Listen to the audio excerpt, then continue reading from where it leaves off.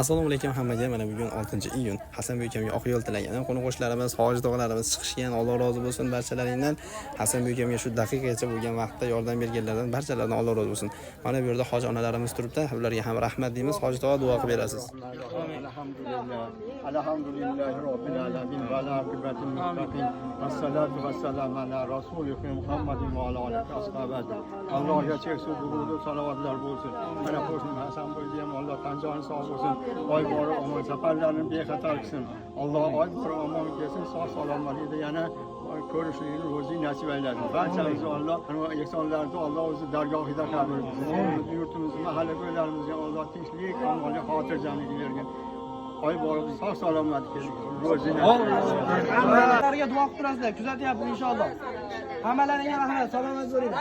Tarbiya qilgan ota-onangga rahmat, bola. Xalqimizga rahmat, sizga katta yordam bergan hoji hammalari bor. Uzoq yaqindan juda katta yordam berishdi. Berganlarga Duo qilinglar inshaalloh. Alloh shifosini bersin shu bolaga. Nomitni nasib iloyim, boy bormoq. Alloh mushkullarini oson qilsin. Hasanboyga inshaalloh kuzatyapmiz. Hasanboyga sizga yordam bergan barchalaridan Alloh rozi bo'lsin. Hammalaringga rahmat. Hoji tog'a duo qilib berasizlar. sog' salomatlik Alloh Alloh aka yaxshi bor kelinglar. Inshaalloh yana yaxshi bo'lsin.